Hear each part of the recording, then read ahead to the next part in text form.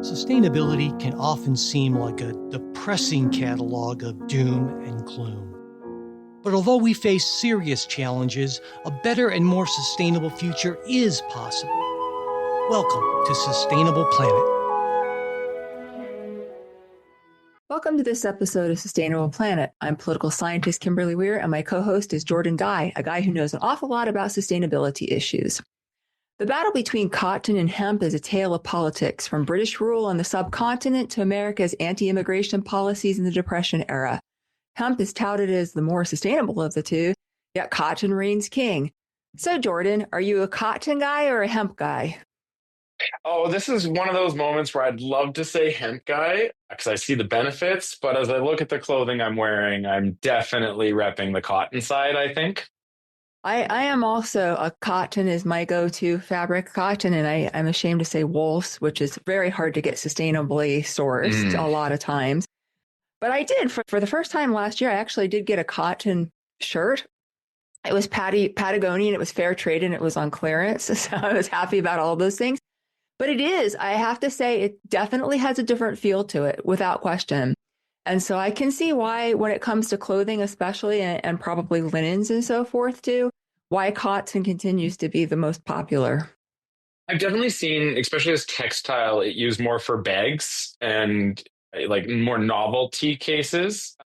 Although, in preparing for this, I'm getting really excited. There's a couple jean manufacturers that are looking at it for denim because denim is a coarser. It doesn't have some of the same requirements. So hopefully, for most people in a store near you, you can start to see some hemp denim, which I think would be really cool. Yeah, I did the same sort of looking just out of curiosity. And I was surprised that when it comes to denim jeans, that there were some that were actually also fair trade and much more sustainable as well with using hemp.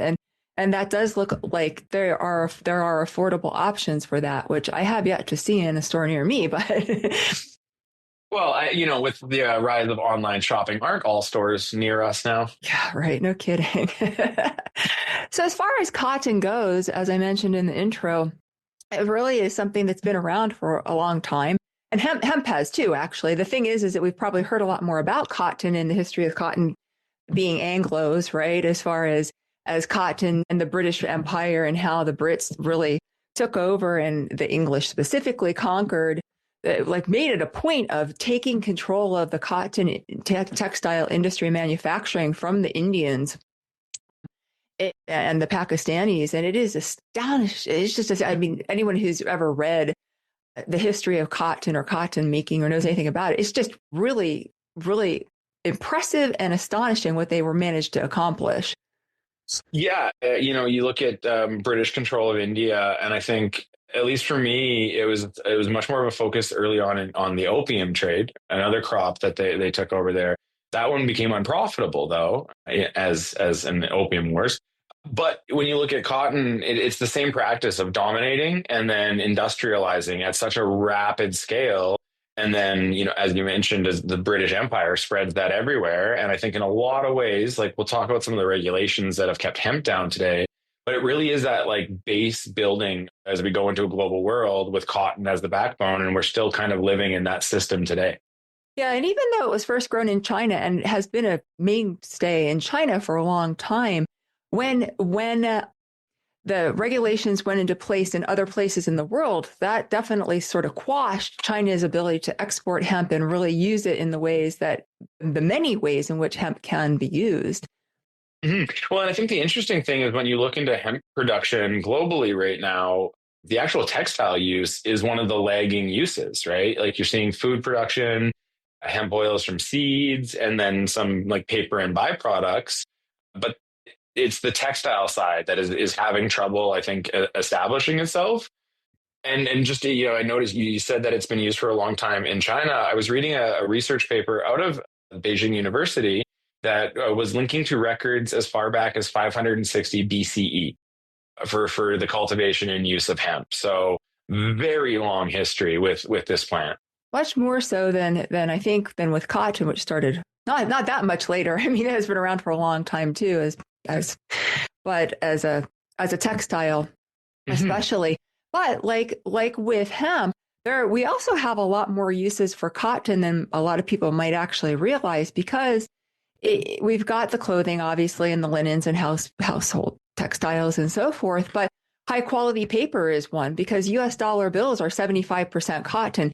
And I always think back, too, of cotton collections during the Depression era, and even before that, when there were rag pickers, where people would actually go around and collect rags because that's what that's what paper, full stop, in the United States was made of actually cotton fibers. And so high quality paper today is still made from that. And we have also, like, cotton is also edible, right? Because we have cotton seed oil that we eat. We don't eat cotton puffballs, but we got the seed oil. Whereas hemp, though, we've got hemp seeds and other things. And the great thing about hemp, and especially from a plant-based perspective, is that it's a complete protein. There aren't a lot of complete proteins out there. And so that's something that's really useful with hemp for a plant-based diet.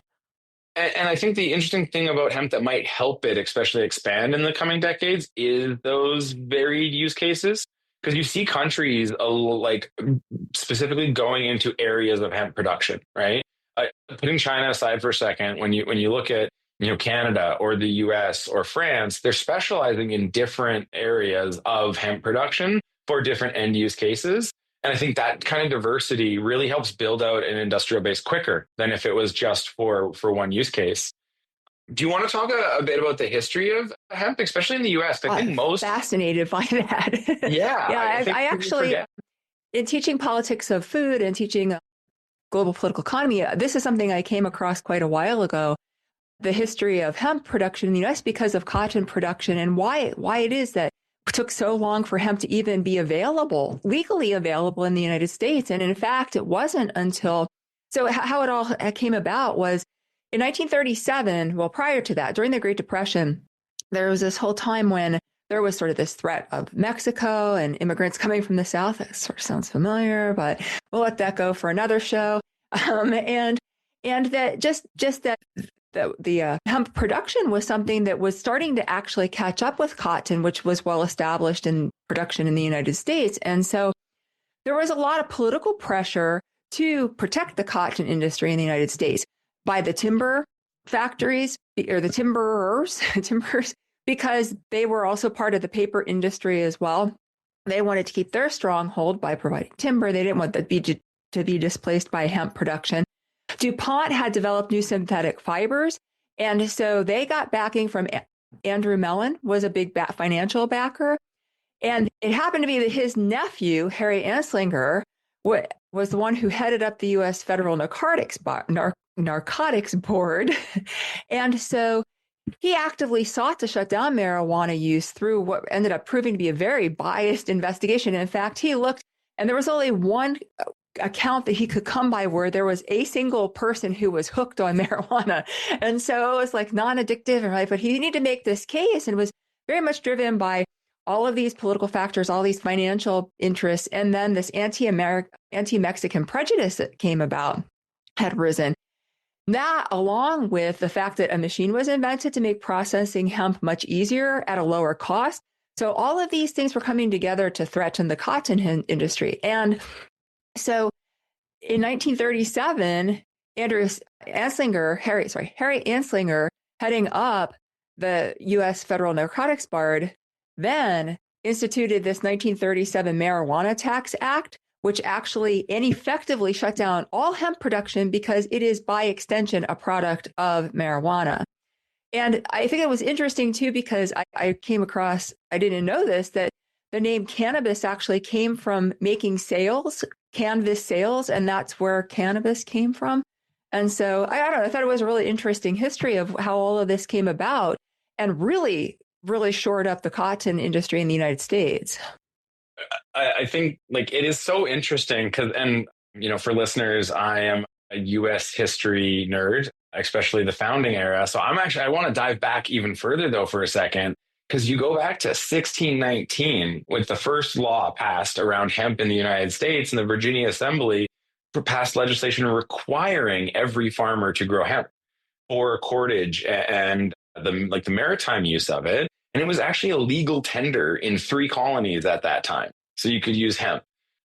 just another fun fact, the drafts of the Declaration of Independence were written on hemp paper because it was a cheaper product. And Lincoln used hemp oil in lamps during the Civil War because, again, and so there's this really interesting history of hemp being used by the US when they need it, and then like ramping up production to critical levels and then pulling back.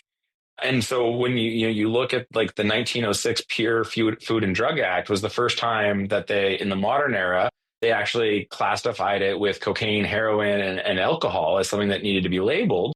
And you see that Mexican kind of backlash coming, as the 1910s at the end of as migration picked up. And that's, you note that the word cannabis comes from the cannabis sale. The reason that the government and the movement started using marijuana is because it has a more Spanish and Mexican sounding. And this is where you get Reefer Madness and all of the crazy videos from that era. But there's one, even then, after 1937, 1940s hit, and the U.S. Department of Agriculture ran the Hemp for Victory campaign, where they actually went around and gave seeds out to farmers and offered draft deferments for World War II to any farmer who was willing to grow hemp, because the imports of cordage and parachute cord, marine cordage had dried up. And so you see this really weird history of like hemp is needed, so it gets dived into, massively built out. And the second that need is removed, it's now a drug again. And it goes back to protecting the cotton industry and other players. That's really interesting. I definitely did not know any of that. And I thought that I was pretty well versed when it came to something that I don't even partake of. It's a really interesting one to me because it really shows, I think, sometimes the power of culture and government to hold back industries. And so, and you can see this around the globe. Like, in the 1960s and 70s, Italy was one of the world's largest producers of hemp products. And then they passed their narcotics laws following suit of the states. And now they have almost no stake in the hemp production because they just let it collapse. And that's the same. I know that affected all of the European traders with the United States as well. And they basically shut down production. And so now they are also starting to, as you mentioned, France, starting to get back in the game. France is actually the world's second largest producer of hemp behind China now. And so there is, because the hemp is so fascinating for so many reasons. And cotton, not to shortchange cotton, because I feel like we're going to be here like bashing cotton the whole episode, but I don't think that that's necessarily should be the case, because cotton, almost all of the parts of the plant are used in the same way that it is with hemp, right? You use the lint and the cotton seed and the linters and stalks and seed hulls, and it's the same with hemp. You get all of these different things, except with hemp, it's a much more sustainably grown plant, and that's where the term weed sort of comes from too, because in the whole eradication process, it was like it literally grows like a weed. And so that's where that came from. But with cotton, right, it's got softer fibers. It's more comfortable to wear. It's easier to pick, which I was really surprised to find. I just assumed, well, if it grows like a weed, although weeds are usually pretty hard to pick. So I guess I shouldn't have been surprised by that one. But cotton is easier to process into textiles. It's easier to separate out the fibers. It's easier to dye and print because it's much more softer and I guess can suck up those suck them up and retain those fibers because they're softer fibers in a way that the hemp can't. And they hold the colors a lot longer. If you look at a lot of hemp clothing, they tend to be more muted colors, right? You don't get that vibrancy that you can with cotton and some other fibers.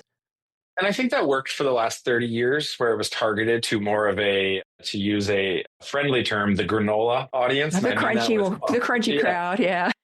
But I think that one of the reasons that we're seeing it rise again is not first time in history, not for war. Because if you look back to the last couple of times it's risen up in prominence, it was for war reasons. And now I think sustainability is driving that resurgence.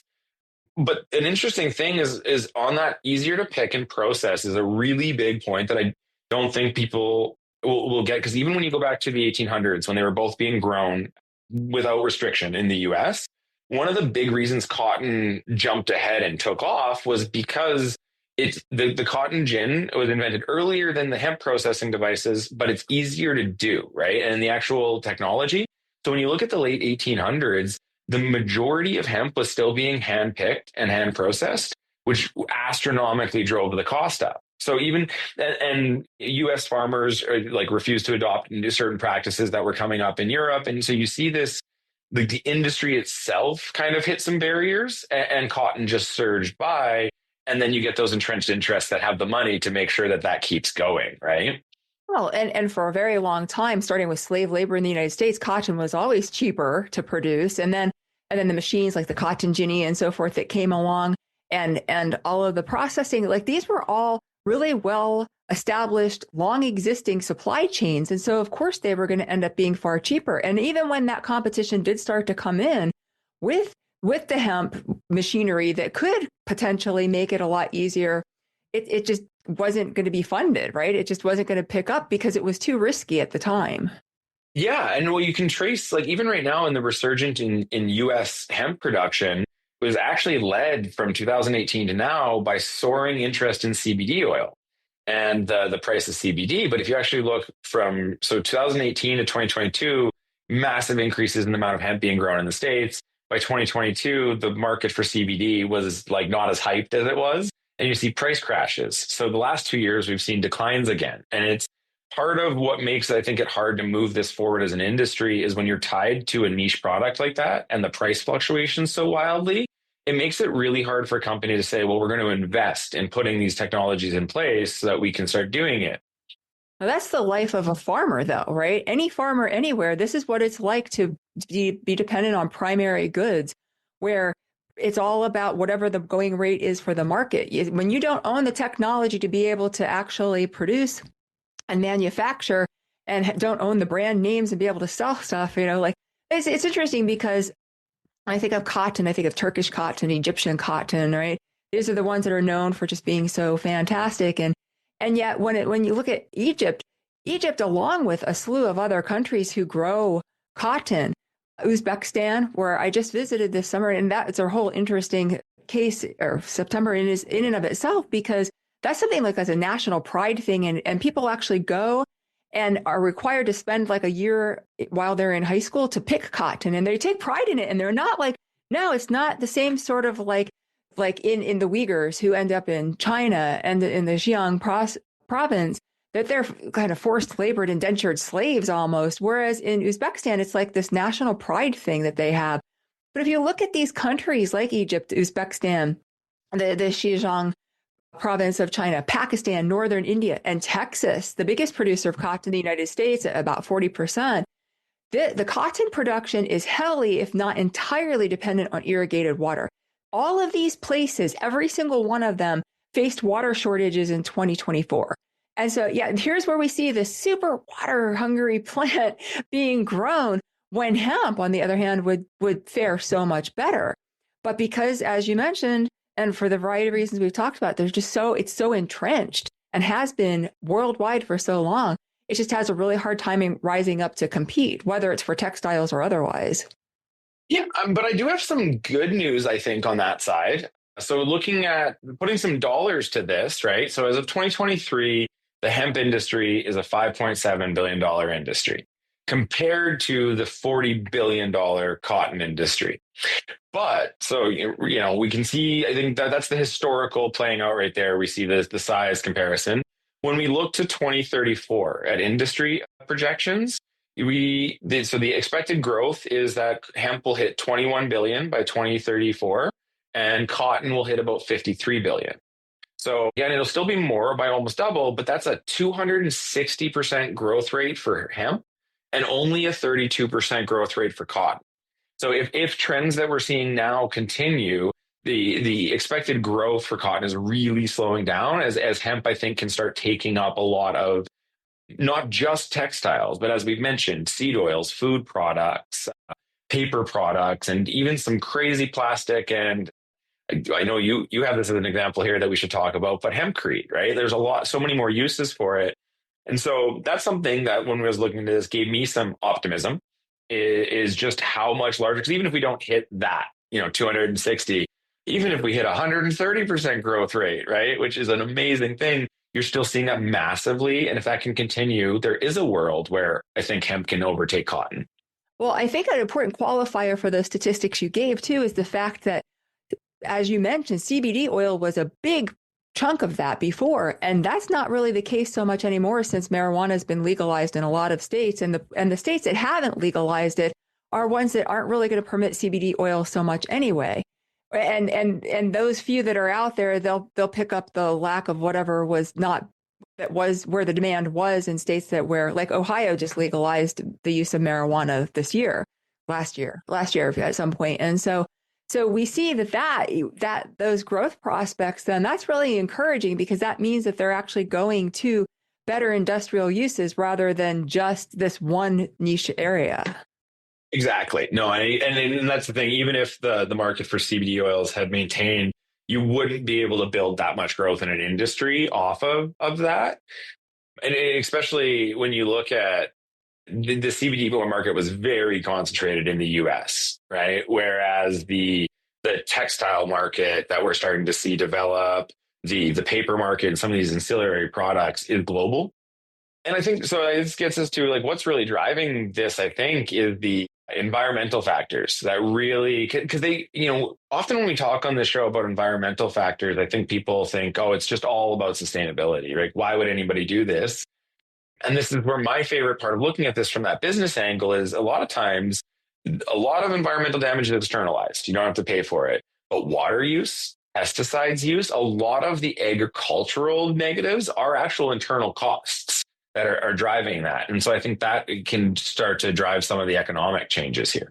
Well, I think too, in terms of along those same lines, land usage, right? Penalties for pollution and so forth, that those are things too. And even just the nutrients that have to go back into the soil and crop rotation. And so I think this is what it comes down to. It might be the final decider that, yeah, there will still definitely be a place for cotton, especially when it comes to clothing.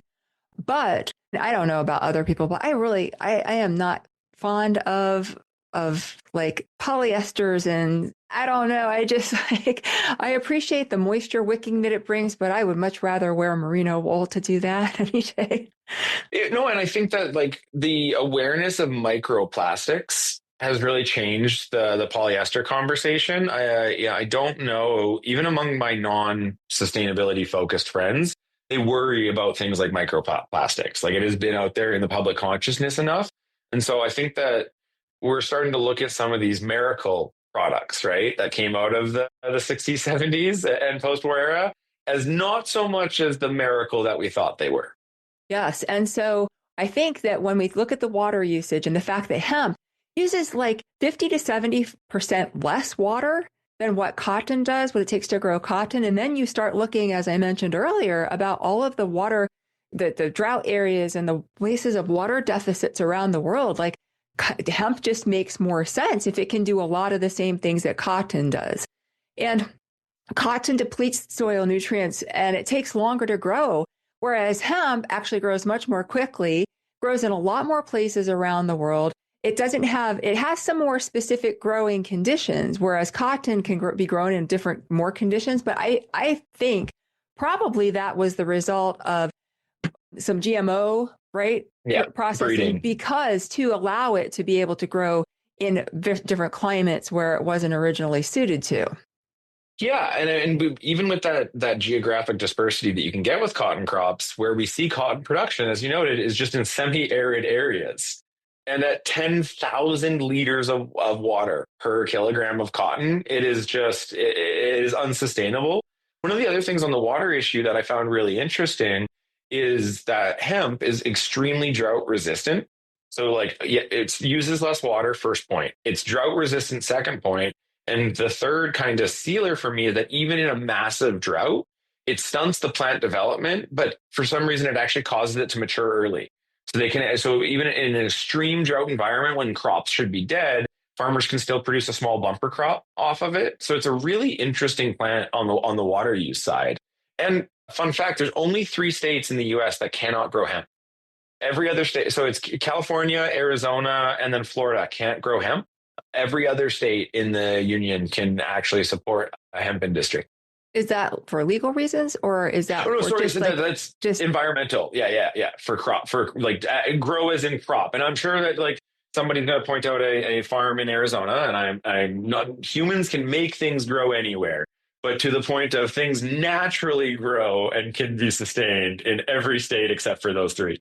Tomatoes are a perfect example with the humongous tomato industry in Florida, where tomatoes just should absolutely positively not grow. I mean, maybe somebody's garden that they nourish and nurture every single day, but not in Florida's sand soil. No way. No, no. But yeah, so that's why I always hesitate. I should, use the asterisk. Humans can do anything if we put our minds to it, and horrible things can result. But we should grow things where they want to grow is kind of my base position. Yeah, that would be a better thing for the world over, but that we know that's not been the case, and that's not going to be the case, unfortunately. And then think of all of the shortages of things we would have if we wouldn't, shortages that we would have of things that we want that we don't have because they're not grown, like all of this, feeding the tomato supply again. That's one for me that just gets me in the gut. Tomatoes, and they don't even taste like tomatoes in the dead of winter anyway, right? But yeah, there they are. There we go. No, it looks nice on the plate, right? Yeah. One thing on the land use is you briefly mentioned on it. I just want to go back to it is the bioremediation effect of hemp and the actual, not just the normal things that we think of like nutrient fixing and being good for the soil, but actually cleaning contaminated soil. It can absorb heavy metals and pollutants. And I think that is a really interesting as we look at some of the industrial sites from the last 100 years that need to be dealt with. Again, maybe not even at a commercial level of growing it, but can we start using this as a first round of remediation before reclaiming sites? And there are some other plants like flaxseed, which has been, flax is linen, right? That's also not necessarily so soft, but linen's been used. It's super lightweight. It absorbs moisture. It's great for, that's what they wear in the Mediterranean, right? And the Caribbean. And so we know that's good. That's also a bioremediator, right? And it's edible also. It has the same variety of commercial uses. There are others like this, like sunflower and alfalfa and mustard. And these are all things that it would be a lot better if we could integrate some of these things to replace all of the cotton that's much, much more taxing on the environment. Mm-hmm. And then you get to pesticides, right? I think with pesticides, reminded me a lot of cassava, because cassava plants they grow everywhere. They grow like weeds too, but they're staple. Most people know them as maybe tapioca, taro root, yucca root, like all of those things, arrowroot, they're all the exact same plant. Cassava, they're yams. What are actually truly yams in the world are not sweet potatoes, but these giant tubers that grow. And they grow under like crazy conditions. It can be drought, it can be flood, it could be like, and you just cut a little bit of the plant off and stick it in the ground and it will grow. And it's an amazing plant. And hemp reminded me of this because while it doesn't have quite the vast terrain that it can cover, it be grown all places in the world. And that's the same for cassava because it still has to be in that tropical, subtropical band. It is amazing in that it has all these natural pesticides in it. And it repels insects, it repels rodents and so forth. So it needs almost no pesticides, which is why it's really, so you can't actually eat the skin on these. That's the toxic part of the plant, but you can eat the root, the inside root part of it. And hemp reminds me of that because it also has these natural repellents, insect and disease repellents. So it needs minimal pesticides as compared to cotton, which is very, very agriculture input heavy. Yeah, I think one of the crazy things for cotton for me is that it uses 2 to 3% of global arable land, but accounts for 10% of global pesticides. So like just the amount of pesticides versus what is actually being grown is astronomical there. And we talked about, we talked about water issues, but we didn't get into runoff. Like we hit water use, right? I think the downstream effects of the amount of pesticides that are then going into and impacting, aquatic life and ecosystems there. A lot of some of these get lost, right? When you look at the top line numbers, but it's the cascading impacts of a crop like cotton. Right, because of also the soil erosion, just from tilling and so forth, all of that ends up lost. And then that ends up as pollution too in water streams and the runoff and so forth, because as we mentioned, these drought-ridden places. I mean, Pakistan had just terrible flooding last year too. So it's just so bizarre to see a country where they are just absolutely so drenched with so much water they don't even know what to do with, and yet they have a drought. They have a drought situation, right? And then this adds to the pollution even more. And so when we look at the yield, it's like cotton yield is far less than what hemp yield is.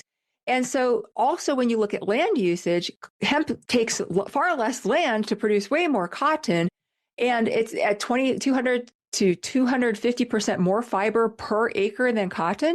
So when you start looking at these numbers and you start looking at then the pollution and the waste and things like biodegradability, because cotton fabric takes longer to biodegrade than hemp does.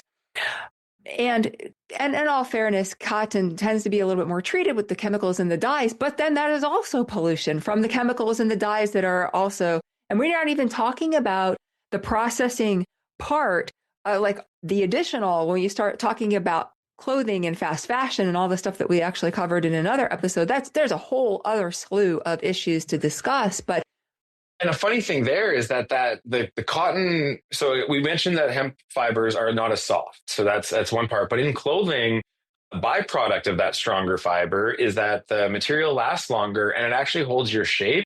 So yeah, cotton takes a lot longer to break down. And really what that translates to is you can have a frumpy looking shirt for longer with holes in it, right? That's the. I thought another thing that was interesting about when I was researching this was that hemp can be used as a bioplastic, and that this is a plastic that breaks down in 6 months to a year, and it doesn't need any specific conditions at all. It's not like, oh, it has to be a certain temperature or whatever in a certain, compost heap or something. But it's currently more expensive, and it's also I think the drawback of this is going to be it is less durable than petroleum-based plastics. But that being said, like, how long does this stuff have to last? Yes, it's not as durable, but if we're talking about single-use soda bottles, like, how durable does it have to be if it's durable enough to last the shelf life of what the soda does? Yeah, I think for a lot of our disposable plastics, or like, when you open a new product and that silly plastic that's holding it in to make it look nice, right? I think those ones you'll start to see switch over to the bioplastic option as the first. And then, as we talk about with a lot of these issues, as those initial use cases start getting, and you see industrial capacity start building up, those companies will want to make money off it. They'll find a new use case. It's that slow. For a lot of the industries we've been talking about here, it is that slow kind of beginning phase of getting that demand. One thing I do not want to note on the land is that annual yields of cotton have been declining for the last 5 years. So like total amount grown increasing, but yield per acre decreasing. So we're also at a phase with cotton where they're having to push into worse and worse areas to try to make up for the fact that, again, cotton destroys the soil quality. Cotton, heavy pesticides, heavy water use, and the changing climate are all leading it to not, I think, be the easier crop right off the bat. Like, it's getting to be a bit more. I think that's also why we're seeing in 2022 the first U.S. facility to cottonize hemp. So that's where they actually treat hemp fibers and get it to as close in softness as they can. So this is actually a company that is partnering with global fashion brands to create denim out of it. And so you see that starting now. And I think a lot of these pressures on cotton on the cost side are really driving that and making it more attractive. Well, I was interested to find the U.S. Cotton Trust Protocol, and they said they had set out goals in 2015, and now they have published the numbers of what they expect to meet or exceed for 2025. So in their 10-year time span, they say that they actually increase land use efficiency by 13%, which actually goes against the numbers that you were saying, right? So, I mean, I'll point them to the U.S. Department of Agriculture. Yeah, right.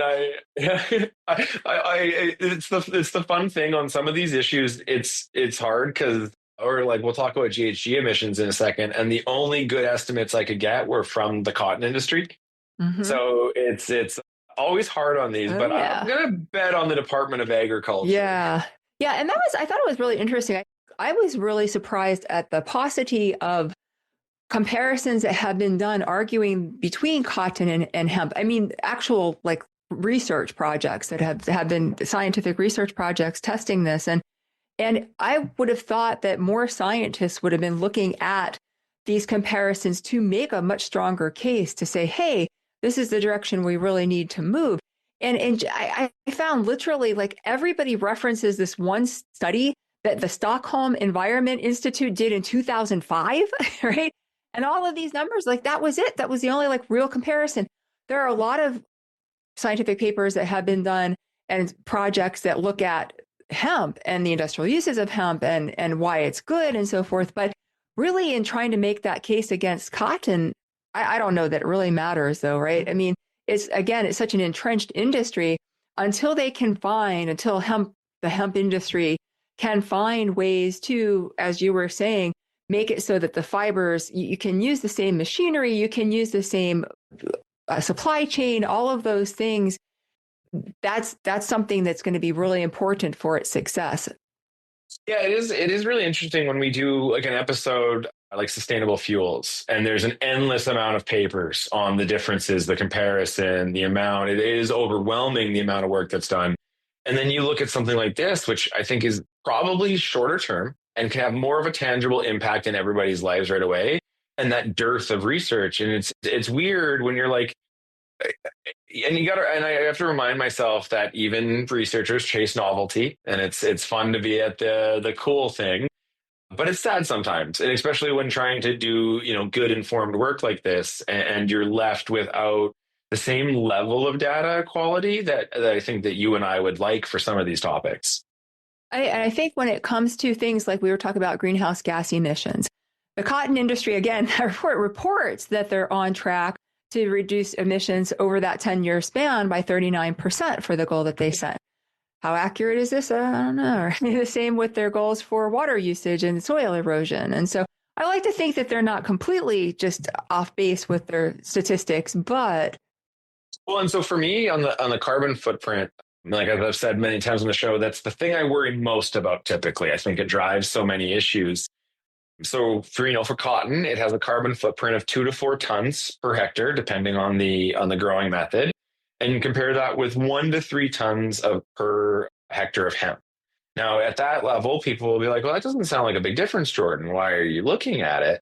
Well, hemp using industrial growing methods, and this is the key here. So with no changes, just growing it the way they do now for industrial use, actually absorbs 22 tons of CO2 per hectare. So you take away, let's use the top line, 3 tons per hectare for growth. It's a 19-ton net absorption from industrial growth of hemp. Cotton, I actually could not find the absorption rate of industrial growth. What I did find from the cotton industry was that if growers all switch to no tillage growing and go with the best in class, it can absorb 300 pounds per hectare. So, and no one's using no tillage, the amount of changes that would be done there. But even at the best that the industry put forward as like, if we do it perfectly, it's 300 pounds absorbed versus 19 tons absorbed, right? Like it is just not even in the same ballpark of comparison for what these crops could actually do to fight climate change. So is it fair to say that hemp is a carbon negative plant?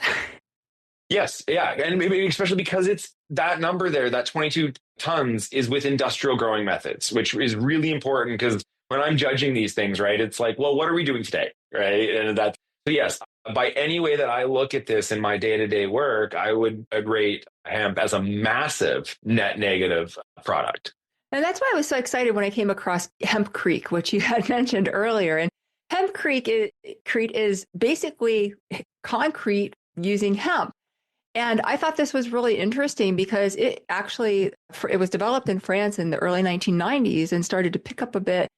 But again, because it had such a narrow export audience market, they were televising how they were making this. No, just kidding. Because there was such a limited market for it, it wasn't something that was really going to pick up a lot. And so they started mixing this, though, with a lime binder and hemp herds, which is this woody inner part of the stalk. Again, one of those parts that can be used. And it's super lightweight. So it's 1/8 the weight of what concrete is. The thing is, it can't replace concrete because concrete, there are some things that need a lot stronger, like what concrete has to offer in terms of foundational support. But it can be used actually in building homes. So you can build a 2-story house with hempcrete, and it's completely good. And it's actually now has picked up in the United States, and a number of states have approved this, are moving forward on this. And so I was really excited about the potential for this, especially because of a few things. One, we need a lot more houses. Just housing is in demand in so many places. Two, we've got this net neutral plant that can supply this. And also, this is something that when you look at, as we talked about in a previous episode, breaking down concrete versus breaking down hempcrete, they're going to be two very different things. Mm-hmm, exactly. And then you think about the amount of preformed non-structural concrete in the world, from sidewalks to paving stones to fireplace bricks that we use. There's so many use cases that are not structural and that are preformed, so you can actually centralize the production.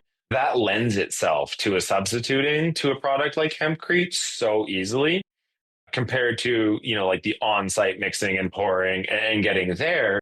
And the other thing I want to mention about hempcrete is it's really cool from my perspective because it locks that carbon into the product in a much longer timeline than, say, using it for fabric or clothing. So when you're looking down the chain of carbon removal, right, you're getting that 19 tons roughly, let's say, at the growth point, and then you can lock that in, for that kind of 80-year life cycle before it becomes an issue again. And that gets really important as we start thinking about shifting emissions in timescale, right, out to a future point where hopefully we have a much more sustainable economy. So that being released at that point will have much less of an impact, hopefully, than it being released now or being, a normal concrete product.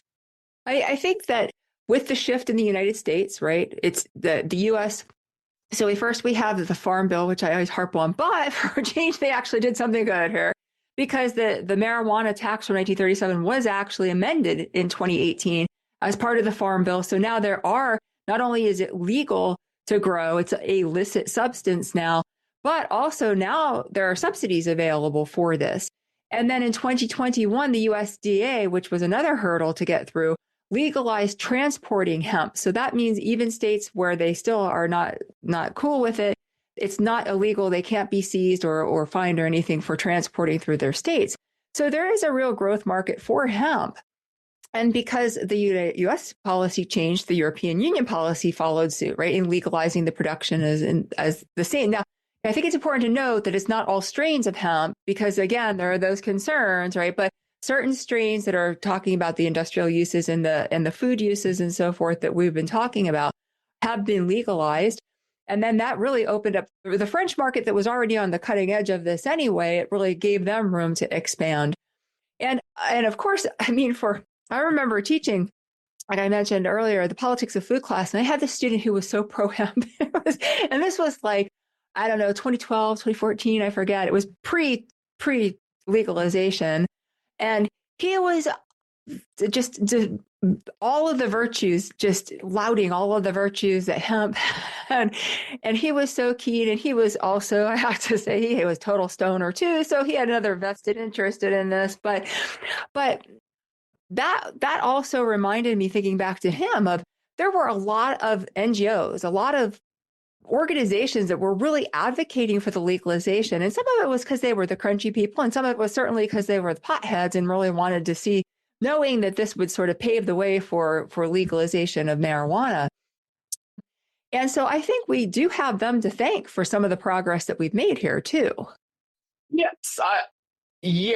I also think that we have some of the backlash to thank them for too, right? It's hard because, the strains that are used for industrial hemp have such a low THC concentration, and THC, tetrahydrocannabinoids, is the active component in cannabis that gets you high. And it's such a low concentration that anybody who smokes cannabis is not going to go smoke a hemp plant, right?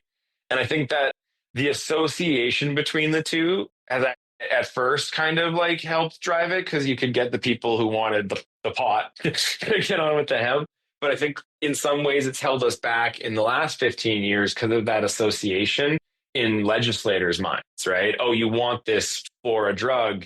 And I do like that we're at a separate point now, and especially because of the genetics that have been done on like the sativa and indica strains of cannabis for recreational drug consumption versus the industrial side. So I do like that that's separating out a bit now, but I think you're right. I think without them championing it for so many years, it wouldn't be on the radar for most people right now.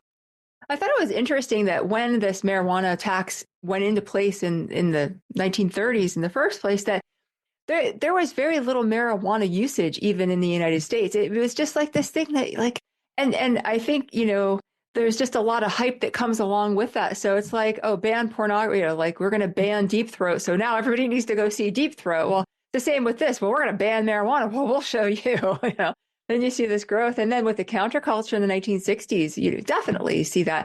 So I think, yes, I retract my earlier point. I think that, well, I don't entirely retract it because I do think that it did help to raise awareness and so forth. But I definitely agree with you that having that continued association, especially for people who are in politics and tend to be more conservative when it comes to issues that seem to be associated with like far left winger type people, that's something that is definitely going to be a barrier. Yeah, and I mean, just a general rule for me in U.S. politics is I'll never bet against the moral scare or the military justification. I think those two have proven for centuries now to move things forward. And to your point, a legitimate moral scare, because there was nothing there, And then, right now, this is actually the reason that China is so advanced in this. Not only the world's largest grower of hemp, but also, again, the world's largest exporter of hemp paper, hemp textiles, and hemp byproducts, because it was never banned for commercial growing in China. And so right now we're looking at, European and North American countries catching up, trying to like dive back into this. And I think this is an area where China was waiting in the wings and can step in and just dominate the market share. And they dominate the cotton market share as well. So I do like that we're now moving forward in this. I want to see us catch up, really. But to the point that we were talking earlier, each countries are doing it for different reasons. So you mentioned France is seed oil, it's primary. Canada has really stepped up its growing of hemp. In the same way for seeds, seed oil, and food byproducts, really leaning into our agricultural side. And that I think it's really interesting to see the different supply chains kind of growing at the same time. And I'm really hoping that bypasses some of the chicken or egg problem we see in these industries, right? Because if there's individual demand for a specific subset, you can build that up. But once you have critical mass, in Canada, you're going to start looking for other ways to use it. You want to turn this product into more money. And so I think that's why when I looked, going back to those industry stats, that 260% growth, I do see that as plausible. Every industry loves to have more growth, but I see it as plausible given the diversity of ways. And then all the ways in which we've pointed out that I think it outcompetes cotton. Well, I think too with China, because China's got, first of all, they've got the huge domestic market, they've got the huge export market. I think too that with China's commitment to sustainability goals, that there's one area, huge growth potential for China to really invest in, put some of that money into these different industries and be able to do it at a much cheaper way for a lot of reasons, right? Than what France or the United States or Canada can do. And because though, this is something that can also help them achieve that secondary or that I don't know what rank goal it is for Xi at this point, but because of global climate change and China's greenhouse gas emissions, moving more into hemp would definitely be something that would be a win-win for China. And it really fits the China model that we've seen on sustainability, which is pursue sustainability and economic development simultaneously. I think we talk a lot about China, and I always hear, well, they have the most emissions, they're building the most coal plants, and but they're also doing 55% of global renewable build out each year. And so we talk about trade-offs a lot. The Chinese model on sustainability is really a both and, right? And I think that to your point, the hemp and especially the amount that it absorbs could really help offset some of their continued build out of coal and the both side of the equation. Well, and I mean, when you're China and you're thinking about China is still a developing country, so there's that factor. They still, and they've got a lot of coal, right? And they can get a lot of cheap coal from North Korea too. And so when you put all these things together, of course, from an economic perspective, they're not going to turn their back on coal. But if they can do things that offset that and also then use the benefits and savings that they get from that coal burning and then use that to invest in these other things, that's like the Gulf states that were able to try to shift away from being single economies based on petroleum production, natural gas production into other industries to diversify.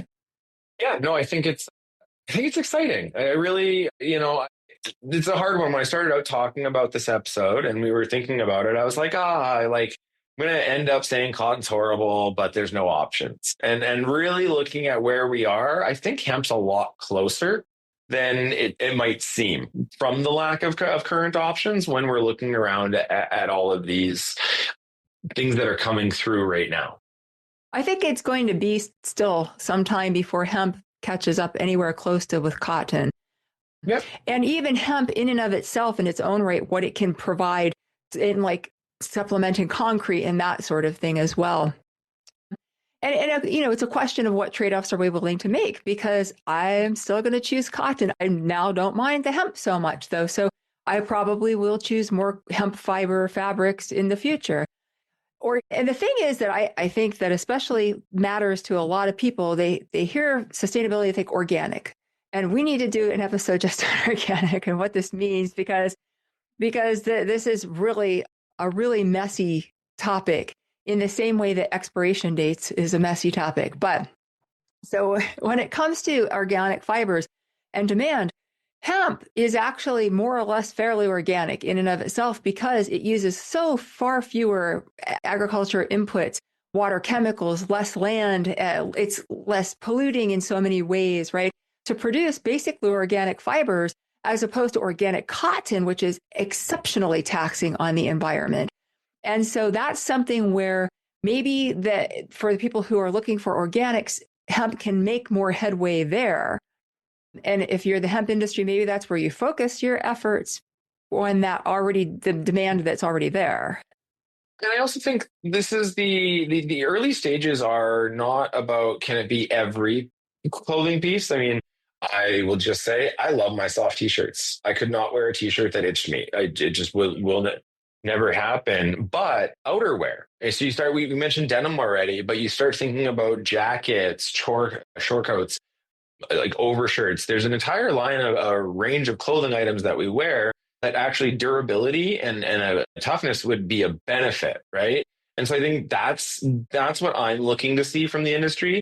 Are they trying to compete on an everything and we're the cotton replacement tomorrow? Or are they strategically looking at it of like, actually, we're a better product in this case? Because I think that's what gets consumers to, again, there's consumers like us or you and more Kimberly than me who do that early adopter on some things, right? Because it is an issue. But for that mass adoption to see this it needs to be out competed, right? And be a better product. But there are areas where I think hemp naturally is a better product than cotton. Yeah, so it'll be interesting to see where all of this goes and how this plays out. Yeah. So if you enjoyed our episode of Sustainable Planet, or even if you didn't, let us know at splanetpod@gmail.com. We're also on Facebook, Instagram, LinkedIn, and YouTube. You'll find these links in our show notes on our website, splanetpod.com, along with additional resources from today's episode. You can also read about more sustainability issues in my Substack posts. We really appreciate it if you'd rate and review Sustainable Planet on your podcast app. It only takes a minute and would really help us out. Thanks for listening and have a sustainable day.